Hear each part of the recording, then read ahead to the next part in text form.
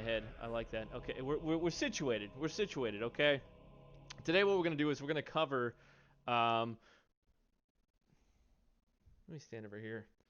We're going to cover the AQ bosses. At least we're going to do the first part, right? We're going to cover the first part from Prophet onward through Princess, and we may actually hit the side bosses a little bit too. So you're gonna have to forgive me. I got my monitor over here, and I'm looking at the camera, and I got this drawn up. So what we have, some of you may recognize this. Okay, this is the kind of the battle platform for Skeram. Okay, the Prophet, the first boss you come to in AQ40.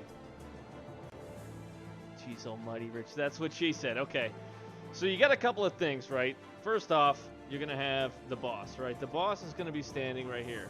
Boss, right? Like this. We have the boss, and then your raid group is going to be approaching from this direction down here. There's a couple things that I want to cover about the abilities, that kind of stuff, and then what we'll do is we'll kind of do a little bit of a run through. As you guys can see, this is an overhead view of where he's at, and I wish I could get the font bigger. Get your calculators out. Flip side down is gonna be a coded message. Oh jeez. That is top tier right there, Gold Leader. Top tier, man. So first things first. Let me see here. I made some notes because I wasn't sure how this is gonna go, so I'm gonna refer to those a little bit. But a couple of things. He's got the Earth Shock ability that range people are gonna have to worry about. We're gonna explain some of these in more detail later on as we get there.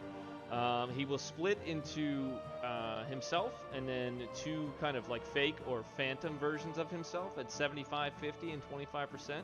And each of those are going to be handled a little bit differently.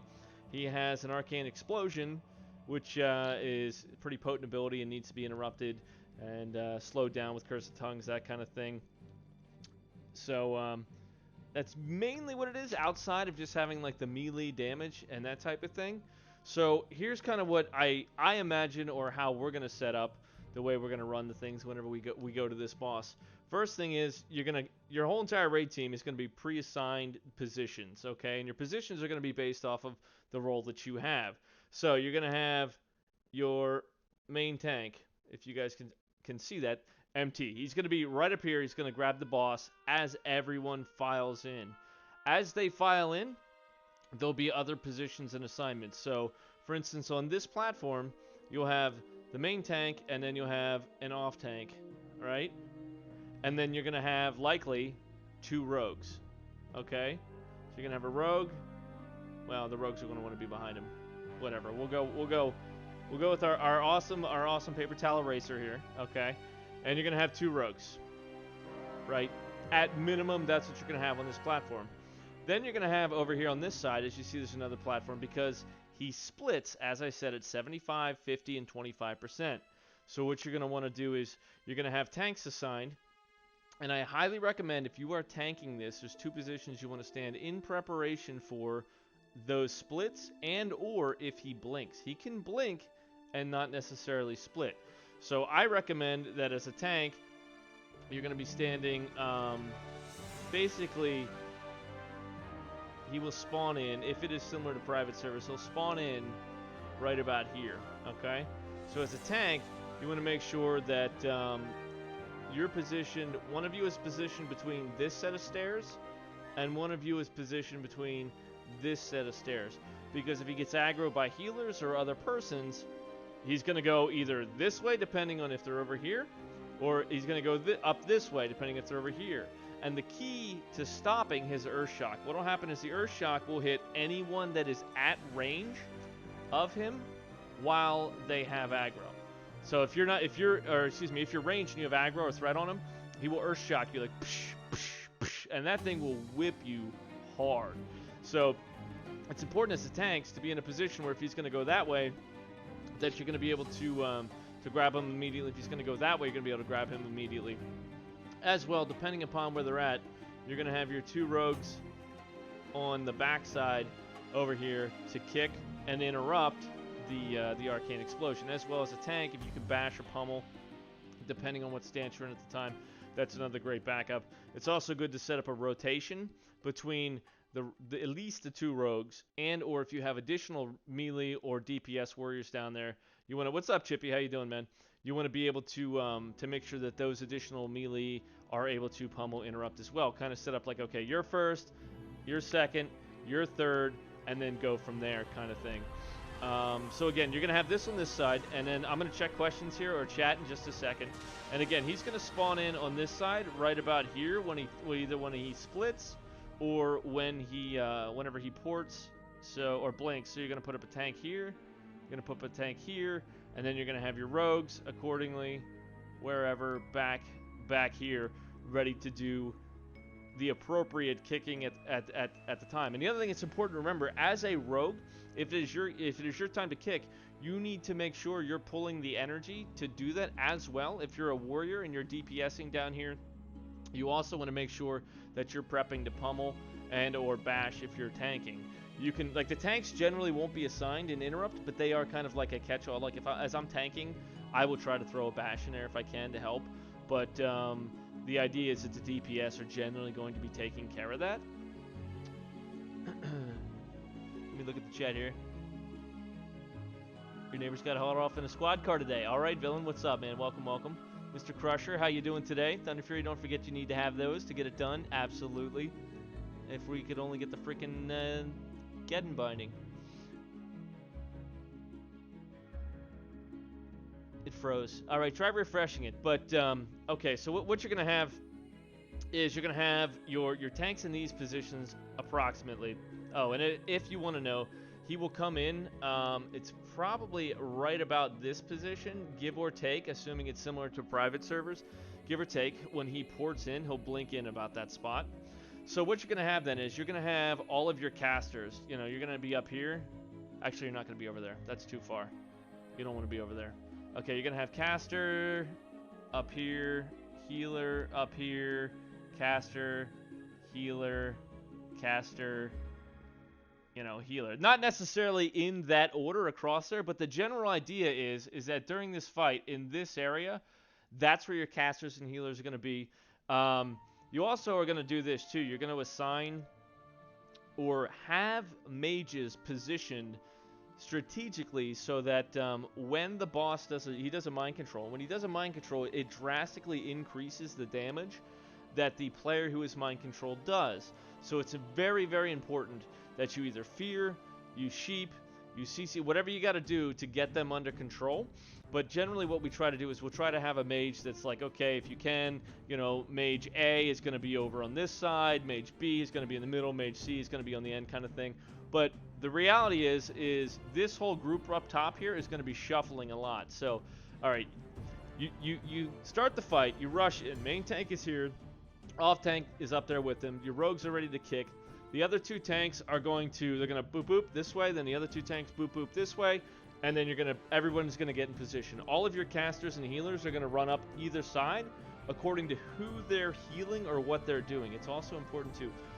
The main tank here, you're probably going to want to have 1 or 2 healers when you come in as a healer, depending on what your assignment is. If you're healing main tank or the main tank platform, you want to, some of you may want to, like 1 or 2, jump off your mount, because you're going to be mounted. You're going to run up here on your bug mounts, although in your first initial pull you won't have those, but you might want to jump off early, right? You're going to roll hots before you go. He goes up, and then you might want to jump off early, do a couple of heals, and then after they do that, you can move up into position. But that way the tank doesn't die in that time frame. But the reason you're up here too is because you don't want to get hit with the arcane explosion. If it does go off, it reduces that damage. Plus, it allows you the freedom to move across. So you're going to be moving either way, this way or this way, depending. Because if he blinks over here and you're on this side, you're going to be standing up here doing nothing. So you want to shift over and you want to damage him when he ports over to this side.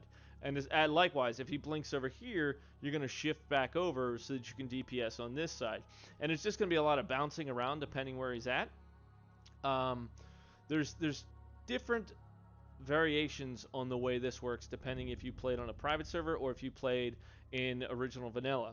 Now the original mechanic was, and if I'm misremembering, because I was trying to review and I didn't see anything specifically saying this, or the stuff I was reviewing I didn't see specifically saying this, But it was, or if I recall correctly, that if you had 4 people in range, it was okay. He wouldn't Arcane Explosion. If you had more than 4 people in melee range, that's when he would then Arcane Explosion. That could be a misremembrance on my part, or something that's no longer a factor. But at the time, that's what it was. But likely, with advanced gameplay and things, people are going to be pushing in. So you might have, 3 rogues over here. You might have another warrior right here, and then you might have another warrior over here, and then, there might be a floater or 2 in between, depending. So that's something that's, going to increase your ability to interrupt the arcane explosions. So you go in, everybody will get to position, and then you'll start DPSing on the boss. We found for our guild that sometimes it was very easy. It was easier to just kind of go nice and steady, just throw out a frostball, throw out a shadow ball, do a little bit of damage, Make sure you're pulling your rage, pulling your energy for the kicks, and then when he hits 75%, what will happen is all of a sudden, boom! Now you have a boss image, or the real one on this platform. You have a boss over on this platform, right? That's how it starts. You'll have one on each, and then what will happen is they can blink from that position. So you may end up with this guy blinking down here, and now you have 2 of them, right? You have 2 on one platform. So what you're going to have is you now have to have your second tank needs to grab this one. So your off tank over here, he's going to grab that one.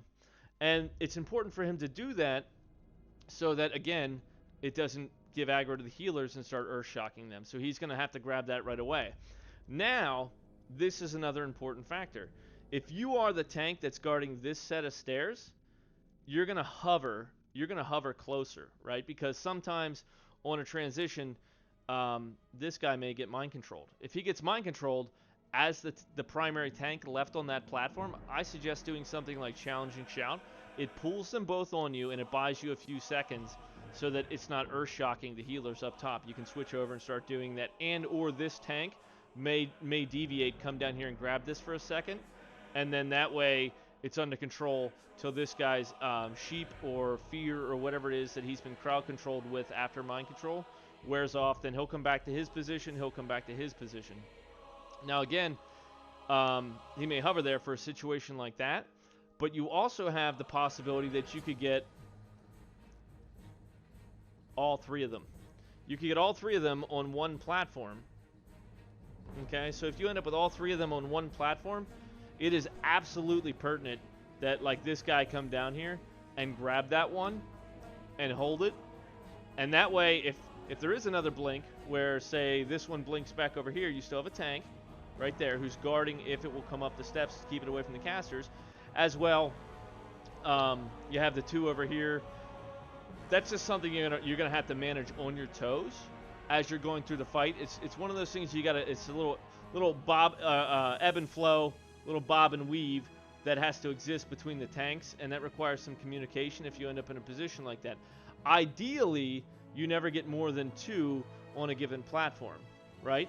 And the reason I say that is because if you start out the fight with just a couple of bolts, couple of this, a little bit of damage, and you're not going crazy on just boom, boom, boom, boom, boom, boom, boom on the boss, because as soon as you start murking him down, if he blinks, right, say the boss comes over to this side,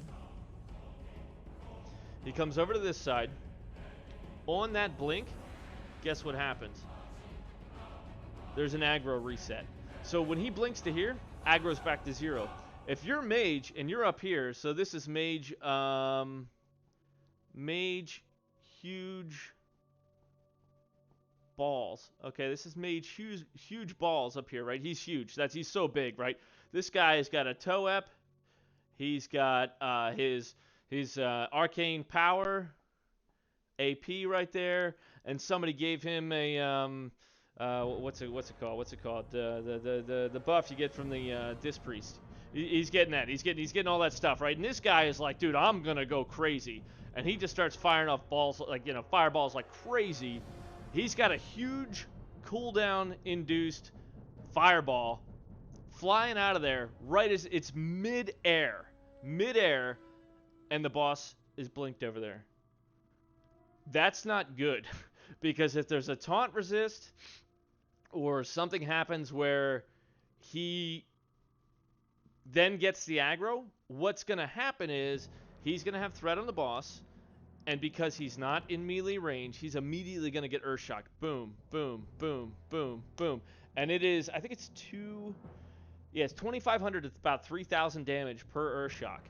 And that's why all the range need to have on their GNPPs, or Greater Nature Protection Potions. Have those on, and make sure that they are minding the way they're dealing damage, right? The one time that I would say it's important to sorry, I got all this. I'm gonna get rid of the big toe-up mage. Okay, the big baller mage is gonna disappear, because we don't want that. We want people to be focused. We want you to do damage, but we don't want you to go crazy in a way that's gonna get aggro on them. So you're gonna have, all right, you're gonna have that to keep in mind, and that's where a lip is handy. If you do have something flying and you do get aggro, you can pop a lip. That'll give the tank those few precious seconds to be able to actually get a hold of the boss. Okay, so it's 75% and 50%, 25%. They split. So you're gonna have this position where you've got one on each platform again. Sorry, I'm gonna go back to this. One on each platform. Boss, boss, boss. Two of these are fake, and one of them is real. One of the ways that we used to identify which one is real and which one is fake, right? We have the raid markers, okay? So say you mark, we're going to switch colors here for this. We're going to switch colors. All right, so say you mark this guy with a box, and then you have, excuse me, back that up. If you mark a triangle, say you mark the triangle on the main boss before the split, depending on how it's coded, it may or may not stay marked, right? So it splits, and all of a sudden you see one over here and it has a triangle. You know that would be the real one, and the other two are the fake ones. So it would be important. Thank you for the follow. I really appreciate that. It would be important to then mark one of the other two with a skull. Kill it, kill it, kill it. Basically say, don't kill the triangle. Instead of saying what to kill, don't kill the triangle. It's the first thing you say. And then the second thing would be go skull, skull, skull, skull. Everybody slides over, and they go over to the little skull over here. That's a skull. That's a skull. That's a blue skull. They go to the skull. Everybody burns the skull down.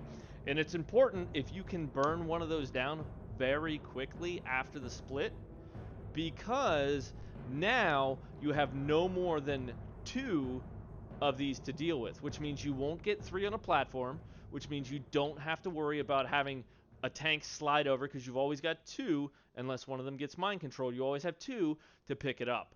The other thing, that way you don't have 3. 3 is bad, especially if you have the interrupters, right? So if you have the interrupters here, and say you have 3 interrupters on this platform, and you have two of the boss mobs on the platform, a fake one and a real one, they both do Arcane Explosion. You're going to have to worry about interrupting, and then if you have 3, you have to make sure you're interrupting all 3 of them. So do normal damage, nice and easy, 75%. They split, and then if this icon doesn't work, the other thing you can do is you have a Hunter's Mark. Hunter's Mark will at times would stay on one of them if it was the first one, if it was already marked. It would stay. If that doesn't work, or it doesn't show up that way, what you can do then, we used to have a hunter would have their pet attacking it, and then the pet would actually chase it after it split. So the pet would chase the real one, and that hunter would mark that's the real one, and then you would kill the other 2. Another recommendation is potentially once you start the fight, you can have people mana burn the boss down a few percentage points, and that way when the ads spawn, they spawn with full mana, and the real boss has a reduced mana. And that's one way to tell that's the real one, kill the other 2. So This is my suggestion. Go in, nice and easy, DPS, DPS, DPS, blink, pause all damage. So if you're mid cast and it blinks, stop for a second. Just stop cast, take a little jump, take a little step, stop casting. Once it's grabbed, you see target is on a tank, start casting again. All right, guys, we're getting ready for 75%, and then boom, 75%. All the tanks grab it. You figure out which way you're using to determine which one is the real one. And sometimes you can tell just because the ones that are fake, they start taking damage really quick. Call it out. You kill the one, you kill the other one. And then it's nice and easy, DPS, DPS, DPS, 50%. You get back to the situation where you have boom, boom, boom. And then again, you're going to determine which one's the real one, either by the mana, by the pet, by the marker, by the hunter's mark, whichever way is determined to work. We don't know because we haven't had an opportunity to test it on the PTR. They haven't given the AQ40 open on the PTR. They're giving it to us live when the gates open. So these are some of these things we have to determine how they work and if they're going to work that way. And then once you get down to 25%, that's really good, 25% right there. 25%, it's important, okay? Instead of killing the ads, when you hit 25%, you say which one is real, and then you burn the real one. Because you're basically going to do unnecessary amounts of damage to kill the fake one, then kill the real one. You're just extending the fight unnecessarily because once you kill the real one, the fake two die. And that's kind of the approach I would recommend as far as that goes. Now, consume-wise, you're going to run all your normal... Thank you. Thank you very much for that, Tier 1. What you're going to want to remember is, if you're in this range in here, it's pertinent that you have the Arcane Protection Potions on for the Arcane Explosion. If you are up top here, you want to make sure that you definitely have your NR pots on. As well, make sure you got lips available that if you get aggro, you can pop a lip, that kind of thing. And, just give that tank a few extra seconds to pick it up. Now, let me come over here and take a quick look at chat and see if anybody had any questions or if there was things you pointed out that maybe I missed. But in a nutshell, that is the Prophet Skeram and how I would recommend approaching it. Just a couple of little tactics that people can use to protect themselves. As a tank, make sure you're in a proper position. As a caster, damage dealer, make sure that you are not drawing aggro unnecessarily, and how to kind of alleviate or reduce some of the chances that may happen. Of course there's an aggro reset. Yeah, that's PI. That was what I was looking for earlier. Thank you. If the mage has all the cooldowns and PI off, that would be a tough thing to have happen. Oh! Yeah. We have the whiteboard out, boys. We have the whiteboard out. Canadian, thank you so much, man, for that tier 1. I appreciate that, dude. Oh, snap. I missed the beginning. You got lost as soon as he started. All right, Chip. Well, there's more to it than that. But what we are going to do, guys, we're going to go on to the next boss here.